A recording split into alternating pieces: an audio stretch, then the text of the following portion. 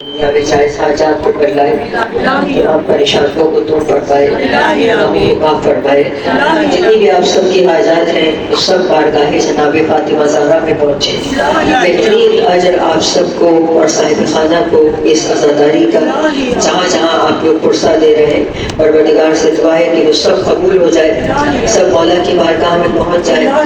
اور آتے جاتے دعا کیا کریں کہ بیوی ہماری توفیقات میں اضافہ ہو، بیوی ہمیں روز قیامت اپنی سواری کے سائے میں رکھے، بیوی اس ماہ محرم پہ ہم پہ ایسی نظر کرم ہو کہ ہماری دنیا اور آخرت دونوں سفر ہو۔ صرف دنیا ہی کی ہمیں دعا نہیں مانگنی ہے، ہمیں آخرت کی بھی دعا مانگنی ہے، ٹھیک ہے، کہ ہماری دنیا بھی کامیاب ہو انشاءاللہ اور ہماری آخرت بھی کامیاب ہو، یہ ہمیں دعا کرنی ہے۔ سورہ روم کی آیت نمبر 30 ہے جو ہم لوگ اس کو لے کے چل رہے ہیں، معرفت الدین کے عنوان سے، جس میں خداوند عالم فرما رہا ہے فَأَقِمْ وَجْهَكَ لِلدِّینِ حَنِیفًا، کہ اپنا رخ یکسو ہو کر، اپنا چہرہ یا اپنا رخ یکسو ہو کر دین کی طرف رکھو، دین کی طرف موڑ لو، فطرت اللہ التی فطر الناس علیہا، اور اس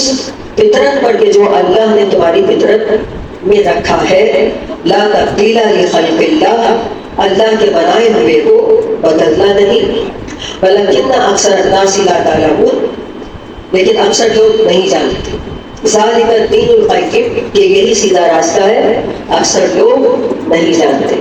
یعنی ہمیں یہاں خداوند عالم صاف الفاظ میں کہہ رہا ہے کہ آپ نے اپنی جو زندگی ہے آپ کی، وہ مکمل طور پر اس کا جو رخ ہے ہر اینگل سے، ہر زاویے سے، وہ دین کی طرف۔ اور میں نے آپ کو بتایا پچھلے 2 دن میں کہ مختلف ادیان ہیں اس وقت دنیا میں، بہت سارے دین ہیں، لیکن دین حق کی جو پہچان ہے وہ کیا ہے؟ پہلی نشانی یہی ہے کہ خود ہماری عقل ہمیں بتاتی ہے اندر سے کہ دین حق کیا ہے۔ علامہ حلی نے کہا کہ اگر انسان کو کوئی باہر سے نہ بھی بتائے کہ دین حق کون سا ہے، تو خود انسان کی عقل اس کو کسی ایک خدا تک نہیں بلکہ حقیقی خدا تک لے جاتا ہے۔ دیکھیے عقل کیوں نہ حقیقی خدا تک لے جائے گی، عقل کو بنانے والا بھی تو وہی ہے، ٹھیک ہے، تو عقل جو ہے وہ اپنے خالق ہی کی طرف لے کے جائے گی، تو کسی اور کی طرف آپ کو لے کر نہیں جائے گی۔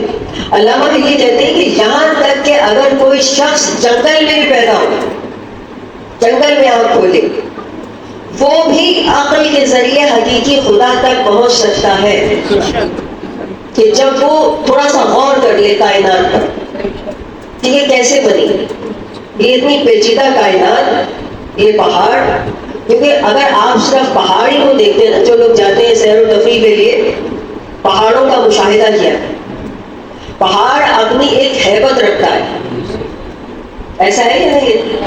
ایک جلال ہوتا ہے پہاڑ پر، رعب ہوتا ہے پہاڑ پر، ٹھیک ہے، اللہ کی مخلوق ہے، یعنی انسان سوچتا ہے کہ یہ کتنا پیچیدہ ہے، کتنی پیچیدہ چیز خدا نے بنائی۔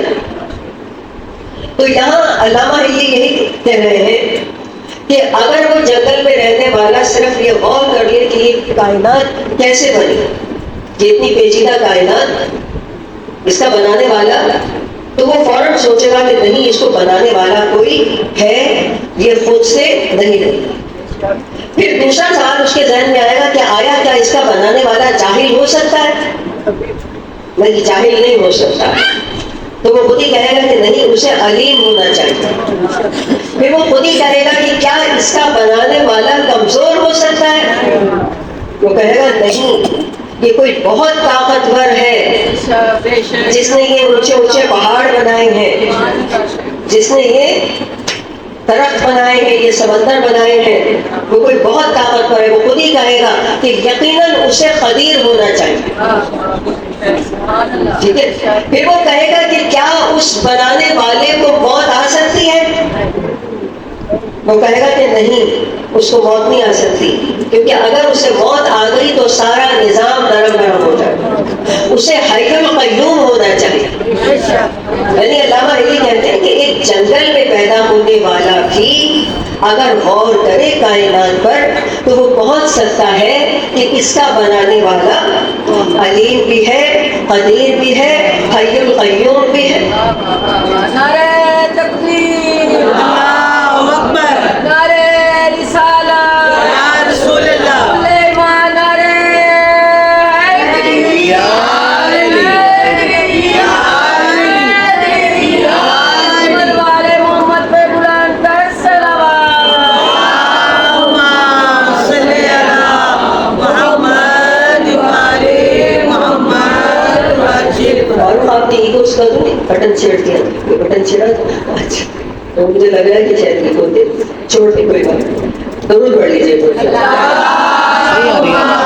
صلی اللہ محمد وعلی محمد۔ یہ جناب امیر المومنین کا فرمان ہے کہ جس کو علامہ حلی نے اپنے الفاظ میں بیان کیا، سب کچھ وہیں سے آ رہا، ٹھیک ہے۔ جو علماء عرفا جو ہے وہ تحقیق کر کے اس میں سے مطالب نکالتے ہیں تاکہ وہ ہم جیسے چھوٹے لوگ اس کو سمجھ سکیں، ٹھیک ہے۔ تو بہرحال وہ کہتے ہیں کہ انسان کی فطرت میں خدا ہے، فطرت اللہ التی فطر الناس علیہا، ٹھیک ہے، کہ ہمیں اس نے دین اسلام کی فطرت پر ہی خلق کیا ہے۔ باقاعدہ یہ جو دین اسلام ہے، دین اسلام کوئی اور دین نہیں، دین اسلام ہی ہماری فطرت میں ہے، وہ ایک خدا ہی ہماری فطرت میں ہے۔ دیکھیے وہی تو ہوگا نا، جب بنانے والا وہ ہے، خالق وہ ہے، مالک وہ ہے، پالنے والا وہ ہے، تو وہی بھی پھر ہماری فطرت میں ہوگا۔ اب دیکھیے یہاں مثال دی علامہ حلی نے کہ مثال کے طور پر ایک بچہ، جہاں پہ آپ لوگ بیٹھے پورا مجمع، کوئی 4-5 سال کا بچہ آ کر اگر یہ کہتا ہے کہ فلاں جگہ حادثہ ہو گیا، اب ہم میں سے کتنے لوگ یقین کریں؟ 4-5 سال کا بچہ، ہم ایسے ہی بیٹھے رہیں گے، کہیں گے بچہ پتہ نہیں کیا کہہ رہا ہے۔ اتنی دیر میں دوسرا بچہ آیا، اس نے بھی یہی بات کی، اور ابھی بھی آپ متزلزل ہیں، آپ یقین نہیں کر پاتے۔ پھر تیسرا بچہ آیا، چوتھا آیا، 7-8 بچے آ گئے، 10-12 بچے ہو گئے۔ اب جب 10-12 بچوں نے آ کر ایک ہی بات کی تو اب آپ سوچیں گے کہ جا کے دیکھنا تو چاہیے، کچھ ہو تو نہیں گیا۔ تو مولائے کائنات کہتے ہیں کہ 10-12 نہیں، 1,24,000 پیغمبر آئے، اور بچے نہیں، نبی آئے، اور آ کر ایک ہی بات کہتے رہے، لا الہ الا اللہ، لا الہ الا اللہ۔ ذرا جا کے دیکھو تو صحیح کہ کوئی خدا ہے بھی یا نہیں، کہیں میں ہی غلط نہ ہوں، ٹھیک ہے۔ یعنی یہ جو انبیاء آتے رہے ان کو مارا بھی گیا، یہ کوئی دولت والے نہیں تھے، جو بھی نبی آتا تھا وہ اپنی قوم کا سب سے پست طبقے سے تعلق رکھتا تھا، کسی نبی کے پاس دولت وغیرہ نہیں ہوتی تھی۔ جب حضرت سلیمان نبی ہیں، ان کو اللہ تعالیٰ نے دے کے بھی دکھایا نبی کو کہ جب ہم دے بھی سکتے ہیں نبی کو، ایسا نہیں کہ ہم نہیں دے سکتے، بادشاہت ان کو دی تھی۔ تو اب یہاں ہر نبی جو آتا رہا وہ لا الہ الا اللہ کہتا رہا، شہید ہوتا رہا، مار کھاتا رہا، ظلم سہتا رہا۔ پھر اس کے بعد اماموں کی باری شروع ہو گئی، یہاں تک کہ کوئی حسین ذبح ہو گیا مگر لا الہ الا اللہ کو بچا گیا، ٹھیک ہے۔ یہ سب کچھ کس لیے تھا؟ یہ جو آج آپ صفِ ازاں پہ آگے بیٹھے ہیں اور حسین حسین کر رہے ہیں، اس کے پیچھے لا الہ الا اللہ ہے، ٹھیک ہے۔ اس کی جڑوں میں لا الہ الا اللہ ہے۔ آپ لا الہ الا اللہ کی بنیاد پر یہاں بیٹھے ہو۔ نعرہ تکبیر، نعرہ تکبیر، نعرہ رسالت، نعرہ رسالت، امیر المومنین امام المتقین کل ایمان، نعرہ حیدری، حیدری، باوز بلند صلوات۔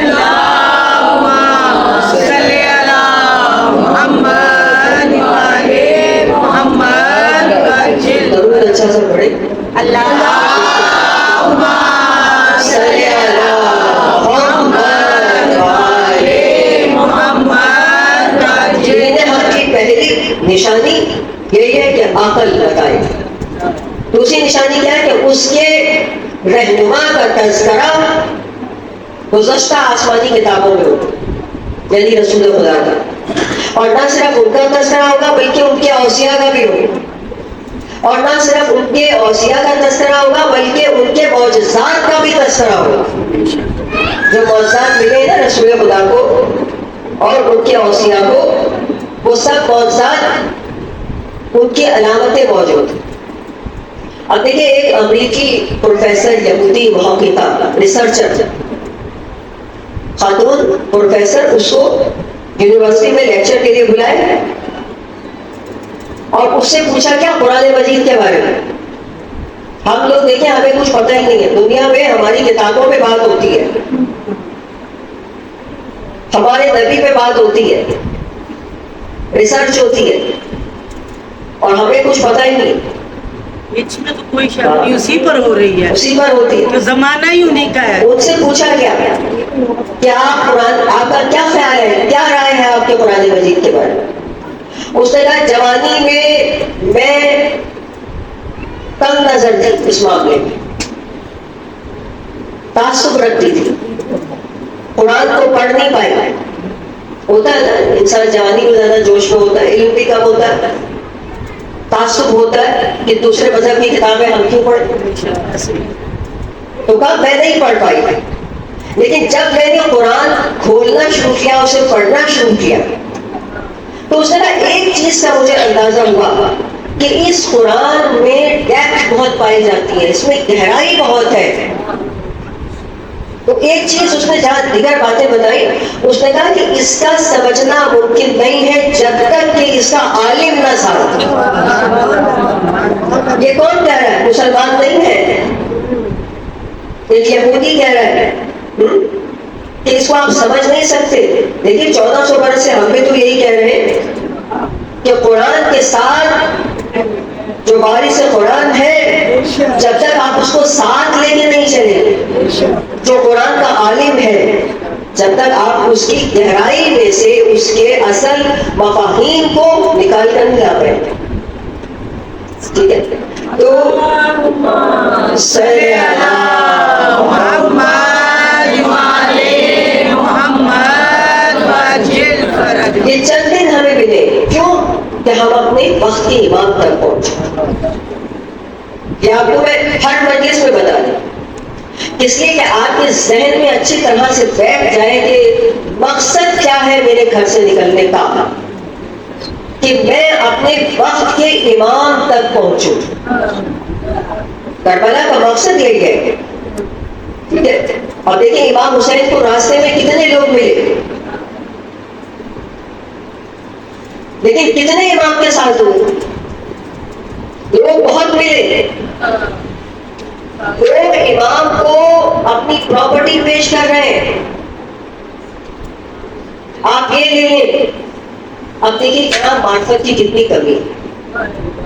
آپ بتائیے کیا امام کو اس پراپرٹی کی ضرورت ہے؟ آج امام آ جائے آپ میں مولا میری ساری جائیداد آپ کے دیں، ہماری ضرورت ہے، ہم ان کے ساتھ. آپ بتائیے کہ وہ جن کے قدموں کی ٹھوکروں میں سب کچھ ٹھوکر مار دے تو چشمے اگل جائیں سونے چاندی کے.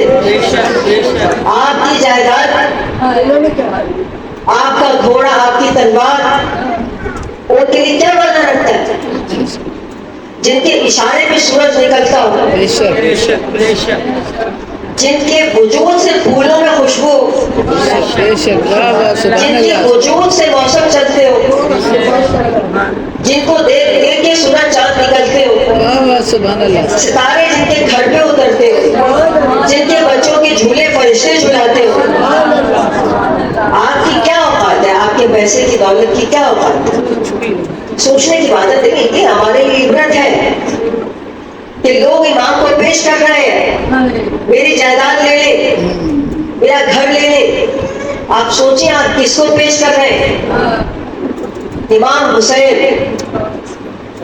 اب ایک جملہ آج مجھے یاد نہیں آ رہا ہے کہ میں نے ابھی ریسنٹلی کہیں پڑھا ہے یا سنا ہے، لیکن اس میں یہ بتایا گیا کہ 61 ہجری میں صرف ایک ہی امام تھا اور وہ تھے امام حسین.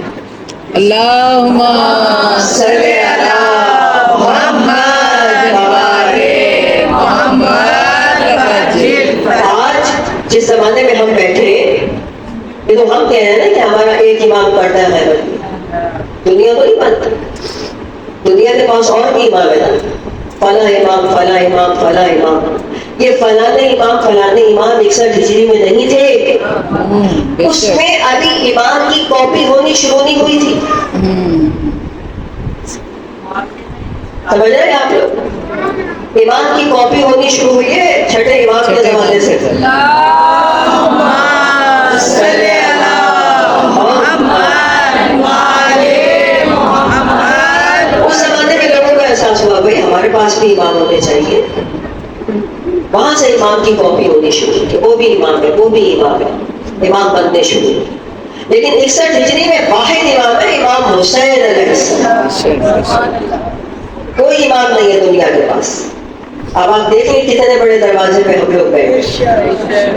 تو ان ایام میں دیکھیں کوشش یہ کریں ہم انہیں کیا دے سکتے ہیں. یہ تو ان کا کرم ہے کہ انہوں نے اپنے دروازے ہمارے لیے کھول رکھے ہیں کہ آؤ ہم تمہیں بھی حر کی طرح سے آزاد کرتے ہیں.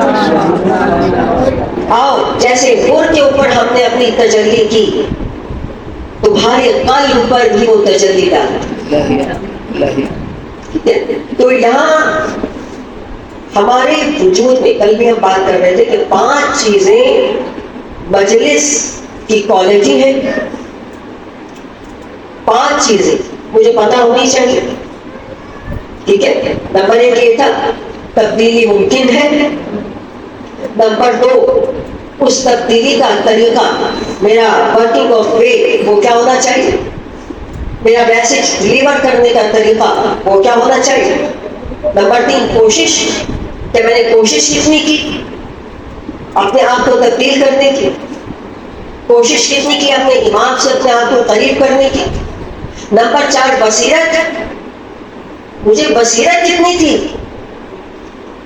کتنی بصیرت تھی مجھے حق اور باطل کے درمیان کیا فرق ہے.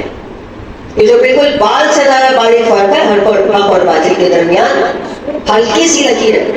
کتنی بصیرت تھی مجھے کہ اس وقت زمانے کا یزید کون ہے.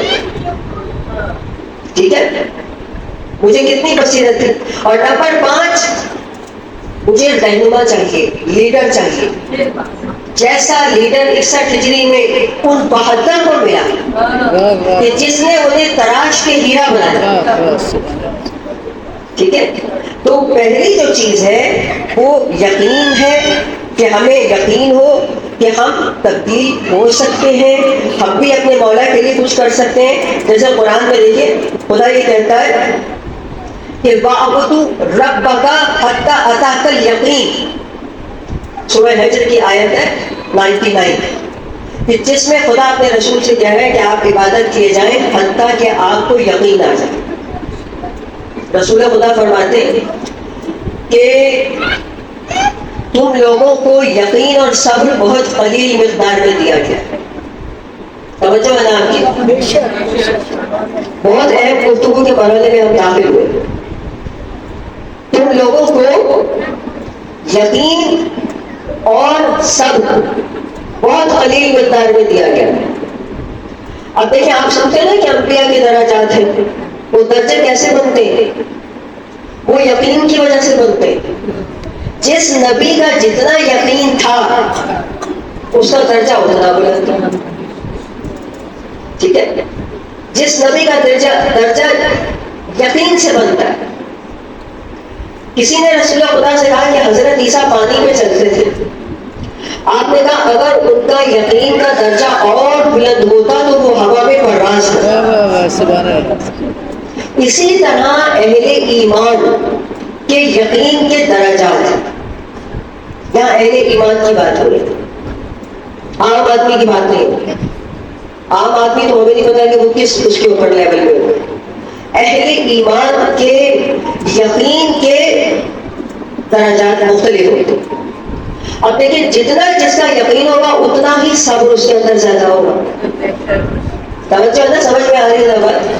جتنا یقین زیادہ اتنا صبر زیادہ, جتنا صبر زیادہ اتنا ہی وہ ظاہر اور باطن میں خدا کا اطاعت گزار ہوگا.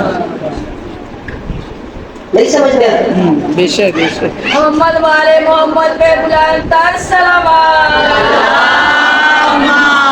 صلی علی محمد والے محمد وسلم. جتنا یقین کم ہوگا اتنا ہی نافرمانی خدا میں پیش ہوگا. عبادت میں لطف نہیں آئے گا, عبادت اس کی کسی کام کی نہیں ہوگی, صبر اس کے اندر نہیں ہوگا. ٹھیک ہے, تو یہ جو درجات بن رہے ہوتے ہیں یہ انسان خود. اب دیکھیں جو یقین ہے نا, ایسا ضروری نہیں کہ یقین کے لیے, اہل یقین ہونے کے لیے ضروری نہیں کہ بہت کوئی پڑھا لکھا ہوگا, کوئی بہت باشعور ہوگا. آپ نے دیکھا ہوگا بعض اوقات بالکل عام سا آدمی ہوتا ہے, اس کو اتنا شعور بھی نہیں ہوتا, لیکن اس میں یقین ہم سے زیادہ ہوتا ہے یا ایسا نہیں؟ بتائیں, آپ نے شاید زندگی میں تجربہ کیا ہو. بعض اوقات ہم کسی کو دیکھتے ہیں بالکل بے شعور سا ہے, لیکن یقین اس کے اندر خدا پہ بہت زیادہ ہے. اور بعض اوقات کوئی بہت بڑا عالم ہے, پڑھا لکھا, مگر یقین کے کسی درجے پر نہیں ہے. حارثہ بن نعمان یہ انصار میں خزرج کے قبیلے سے تھے. حارثہ بن نعمان اور یقین کے اعلیٰ ترین درجے پر فائز تھے.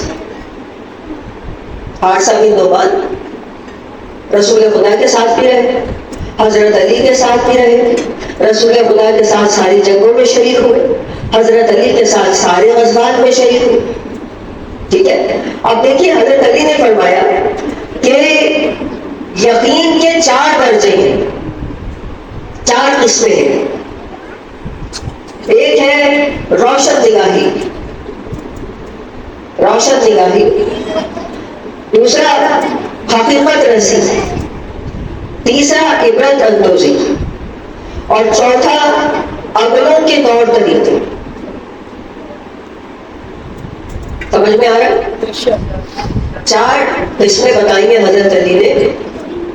آپ نے یہ تو نہیں سوچ رہے کہ اس سے تو اچھا اس پہ یقین ہی اچھے, اتنی مشکل بات ہو رہی ہے. کیا کہہ رہے ہیں؟ 4 قسمیں بتا رہے ہیں. پہلی کون سی ہے؟ روشن نگاہی, اپنی نگاہ کو روشن رکھنا. ٹھیک ہے, تنگ نظر نہ ہونا. دوسری حقیقت رسی, تیسری عبرت اندوزی, واقعات سے عبرت لینا, سبق لینا, اور چوتھی چیز عقلوں کے طور طریقے, جو پیچھے آپ کے لوگ گزر چکے ہیں گزشتہ, ان کے طور طریقے, جو پیچھے آپ کے لوگ, پیچھے آپ کے اجداد, چاہے وہ دین کے اجداد ہو یا گھر کے گھریلو اجداد ہو. ٹھیک ہے, 4 قسمیں مولا بتا رہے ہیں. اب امام یہ فرما رہے تھے کہ جیسے جیسے کسی شخص میں دانش و آگہی بڑھتی جاتی ہے, سمجھ رہے ہیں آپ لوگ, سو تو نہیں رکھتے. اللہم صلی علی محمد والے محمد. نعرہ حیدری, حیدری, حیدری, تر صلوات. اللہم صلی علی محمد والے محمد. جیسے جیسے کسی شخص میں دانش اور آگہی بڑھتی جاتی ہے, ویسے ویسے اس کے لیے علم اور عمل کی راہیں کھلتی جاتی ہیں. آپ اپنے دانش اور آگہی کو بڑھائیں, علم اور عمل کی راہیں کھل جائیں. پھر امام فرماتے ہیں کہ جیسے جیسے علم و عمل کی راہیں کھلتی جاتی ہیں, وہ شخص عبرت آشنا ہوتا چلا جاتا ہے. اور جو عبرت آشنا ہو جاتا ہے وہ اگلے لوگوں میں, وہ ایسا ہو گیا کہ جیسے وہ اگلے لوگوں میں موجود رہا. جو عبرت آشنا ہو گیا وہ ایسا جیسا کہ وہ جو لوگ گزر چکے ہیں پیچھے ان میں موجود رہا ہو.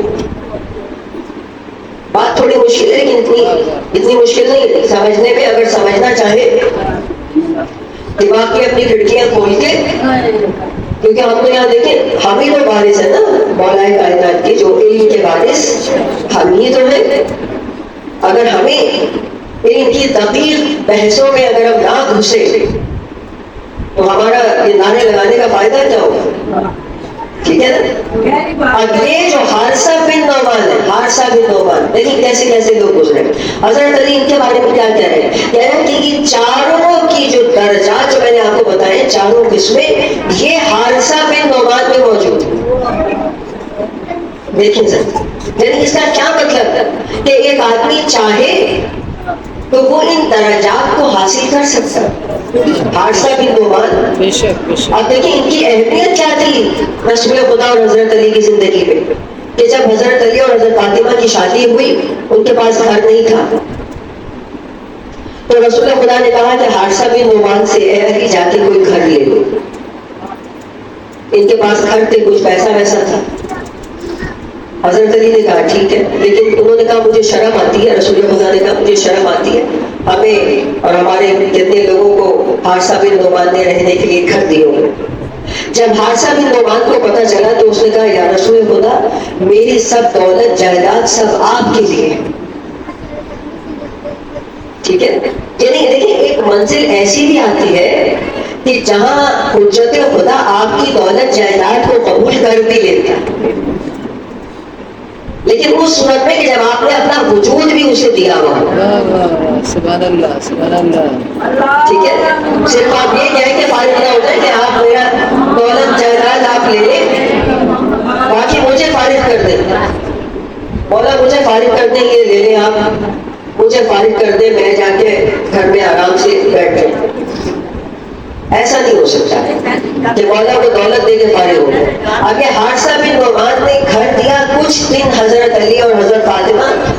یہ ہے اصل اصحاب جن کا ذکر ہی نہیں ہوتا. ٹھیک ہے, کیونکہ یہ جو کام کر کے گئے تھے یہ نام و نمود کے لیے نہیں کر کے گئے تھے. ان کا ذکر نہیں آتا کبھی اسلام کی تاریخ میں, ان کے ذکر نہیں آتے.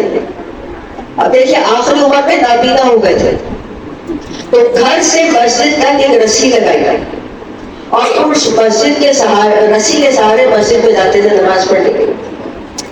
جب گھر میں ہوتے ہر وقت ایک ٹوکرا کھجوروں کا ان کے پاس بھرا رہتا کہ کوئی فقیر آتا تو اسی رسی کے سہارے دروازے تک جاتے, اپنے ہاتھ سے دیتے. گھر والوں نے کہا کہ آپ زحمت نہ کریں, ہم دے دیں گے.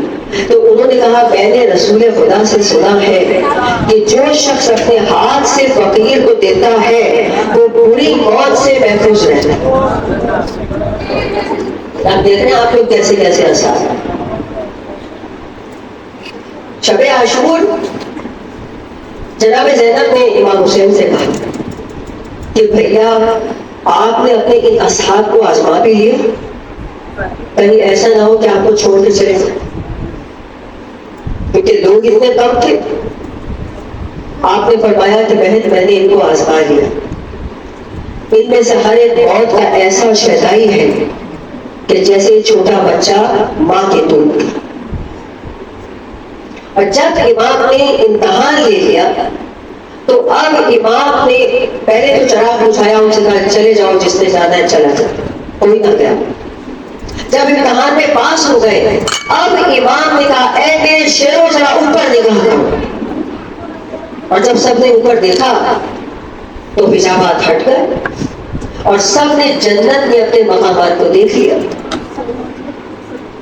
ابھی جنگ نہیں شروع ہوئی. یہی وجہ ہے جو آپ سنتے رہتے نا کہ وہ جو بہادر تھے, وہ جو سپاہی تھے حسین کے, ان پہ تیر تلوار پڑ رہے تھے, اثر ان کو محسوس نہیں ہو رہا تھا کچھ بھی. کیوں؟ کیونکہ وہ اپنے مقامات کو دیکھ چکے تھے جنت. اپنے مقامات کو انہوں نے ملاحظہ کر لیا تھا. اب دیکھیں شب عاشور ہی ایک صحابی امام کا محمد ابن بشیر حضری, اس کے پاس خبر آتی ہے شب عاشور کہ اس کے بیٹے کو سرحدی علاقوں میں گرفتار کر لیا گیا. شب عاشور خبر آ رہی. امام حسین نے اسے بلایا. امام نے کہا دیکھو تمہارے اوپر اس وقت مشکل وقت ہے, میں تمہاری گردن میں سے اپنی بیعت کا قلادہ اتارتا ہوں, تم چلے جاؤ جا کے اپنی بیٹی کی مدد کرو.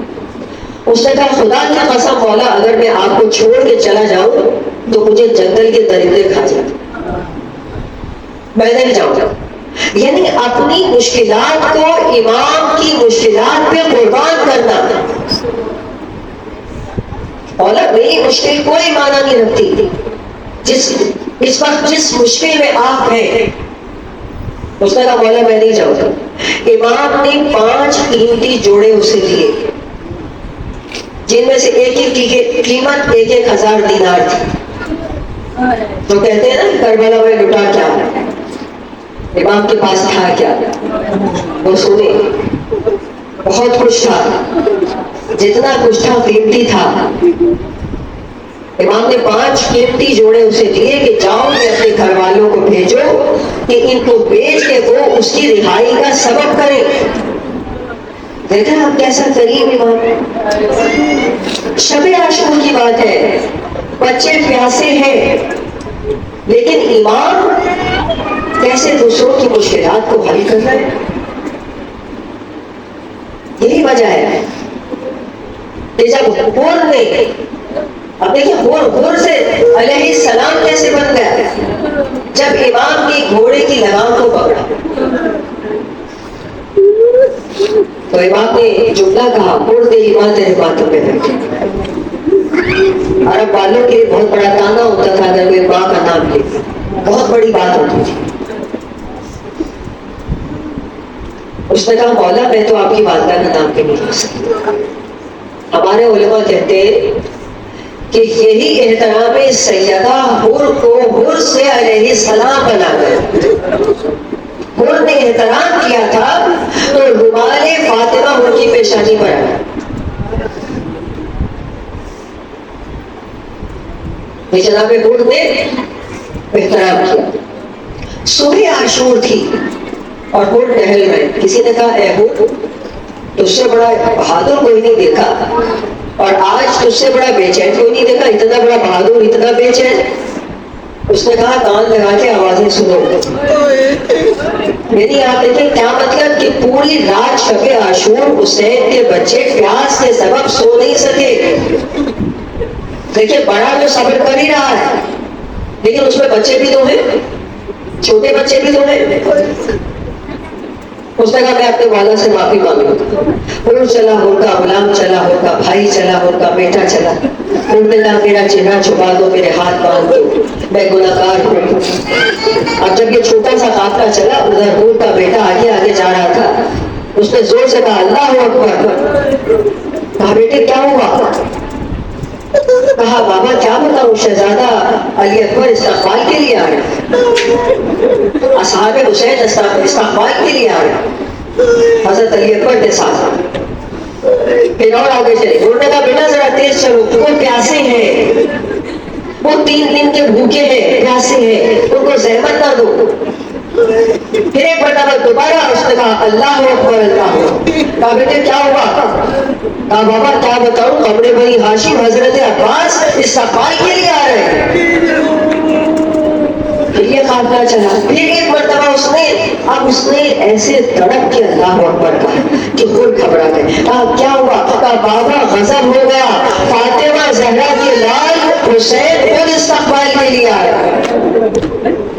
انہوں نے دوڑ کے اپنے آپ کو قدموں میں گرا دیا. مولا مجھے معاف کر دے,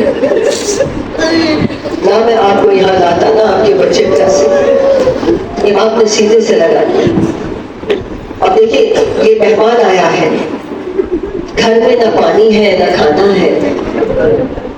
امام نے لا کے حور کو ایک خیمے کے سائے میں بٹھا دیا. علماء کہتے ہیں کہ آسمان نے نہ حور جیسا مہمان دیکھا نہ حسین جیسا میزبان. جب آپ کسی شہر میں کوئی مہمان بنتے ہیں جا کر تو کیا کوشش ہوتی ہے جب آپ کسی شہر میں جاتے ہیں؟ ایسا گھر ڈھونڈتے جہاں بھوک لگے تو کھانا مل جائے، جہاں پیاس لگے تو پانی مل جائے، جہاں نیند آئے تو بستر مل جائے.